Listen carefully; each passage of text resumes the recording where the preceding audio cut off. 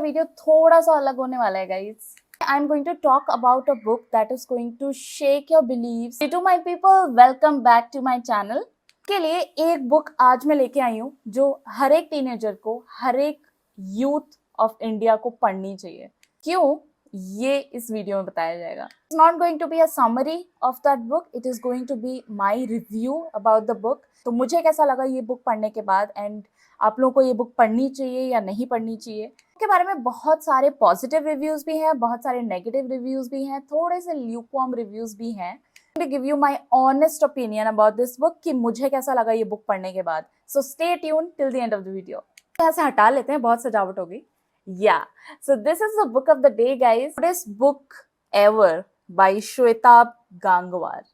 So आप देख रहे होंगे कि मैंने इसमें बहुत सारे नोट्स भी बनाए हैं. तो ये जो टैब्स आप देख रहे हैं, कलर टैब्स, ये सारे मेरे हाईलाइटेड नोट्स हैं. Before jumping into the review, let me share the list of contents with you guys. Okay, कि actually book में क्या क्या है. So if I read it out, first chapter है you are a product, and second one है you know you want to be special. Third one is what rejections do to us. Oh, that sounds important. Fourth one is people are weird, do failures mess you up, finding love can be a pain. So these are the chapters, and there are a total of 17 chapters in this book. Very small book, बहुत ही हल्की सी book है. हल्की भी है, छोटी भी है. It has around 200 odd pages. तो आपको I think 3 घंटे में आप खत्म कर सकते हैं इस बुक को, because the language is very simple, very lucid language. मैं ये बुक पढ़ रही थी ना, तो मुझे ऐसा लगा ही नहीं कि ये बुक एक्चुअली स्क्रिप्टेड है. मतलब ऐसा लग रहा था कि जैसे श्वेताब अपने वीडियोस में बात करते हैं ना, बिल्कुल ऐसा ही लगा कि मतलब उन्होंने बस अपने मतलब वही अंदाज में ये बुक में लिखा है.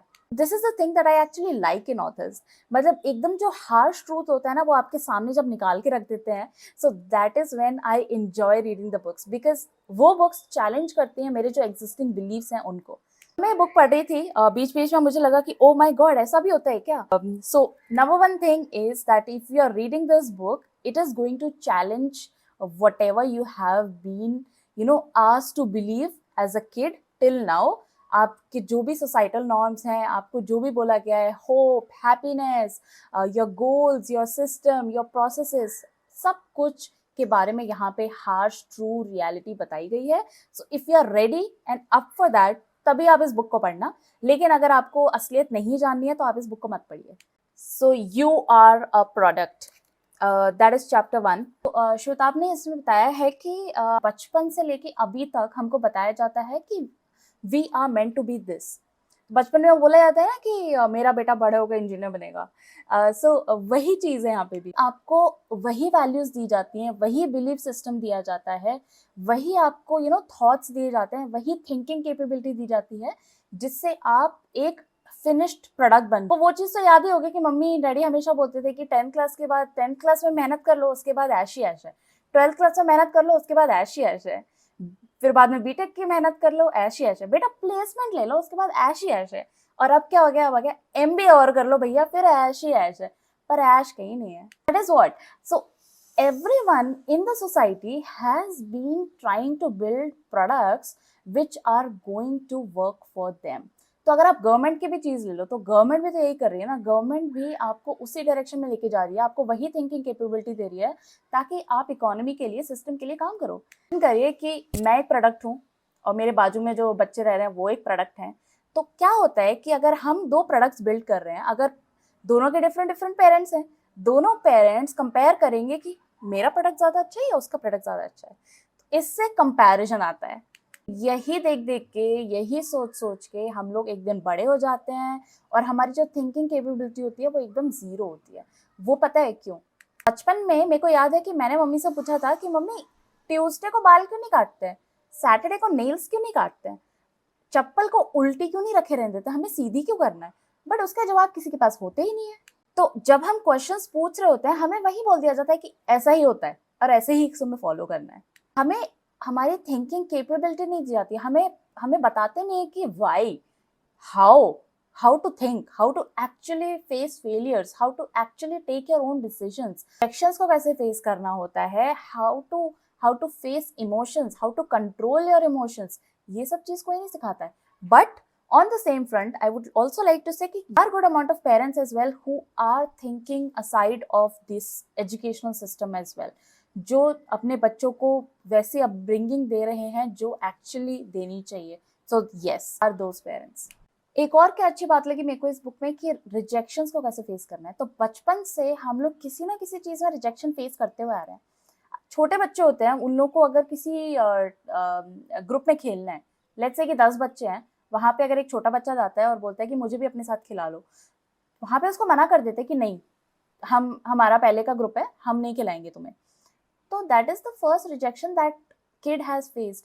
Now how to actually come out of that rejection, ये कौन बताएगा. तो रिजेक्शंस होते ही क्यों हैं. अगर हम लेट्स से अगर हम एक जॉब इंटरव्यू में जा रहे हैं और अगर हम वहाँ रिजेक्ट हो जाते हैं, तो वहाँ पे कितने सारे फैक्टर्स हैं. There are so many external factors कि आप रिजेक्ट हो चुके हो, कि लेट्स से कि वो जॉब ओपनिंग ही खत्म हो गई है, अब वैकेंसी ही नहीं बची है. लेट्स से कि अगर आपसे एक और बेटर एम्प्लॉय उनको मिल गया, ठीक है. There are so many factors. क्या पता इंटरव्यूअर को आपका जो आंसर्स हैं वो पसंद तो आए, लेकिन due to the competitive edge they do not want to hire you. So there are so many external reasons of being rejected. But हम हमेशा क्या सोचते हैं कि हम अपनी वजह से रिजेक्ट हो गए.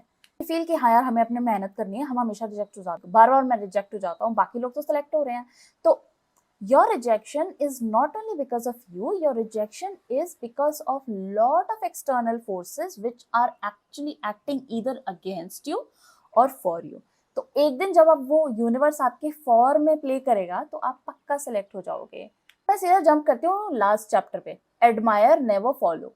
यहाँ पे एक छोटा सा स्टिकी नोट भी लिखा है जिसमें मैंने अपने थॉट्स लिखे हैं.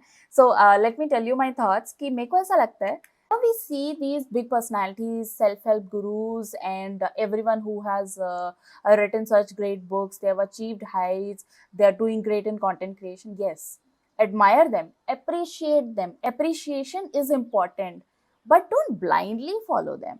You have to selectively follow them. अगर आप कोई भी चीज, एंड अगर मैं भी जो चीज बोल रही हूँ अपने चैनल पे या फिर इंस्टाग्राम पे, यू हैव टू ऑलवेज, मैं हमेशा बोलती हूँ कि you have to churn it down, you have to analyse it. कभी भी आप किसी चीज को फॉलो कर रहे हो तो you have to make sure, क्योंकि देखो कोई भी परफेक्ट नहीं है. When we say that no one is perfect, so how can we actually blindly follow them.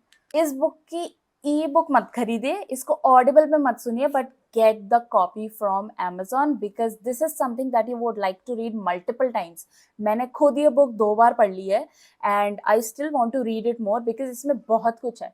It's not a plain and simple self-help book, but it will actually touch all the areas in your life from youngster age till old age. ये मेरा बिल्कुल honest opinion था about this book. मेरे को कैसा लगा ये book पढ़ने के बाद, तो मुझे बहुत ही ज़्यादा पसंद आई ये book. And let me know in the comment section below कि अगर आपको भी ये बुक अच्छी लगी एंड आपने ये बुक पढ़ी है या नहीं पढ़ी है. Alright guys, we'll meet in another video next week. Till then, if you have not subscribed to the channel yet, go ahead and subscribe and like this video, share with your friends. Thank you so much for watching. Bye.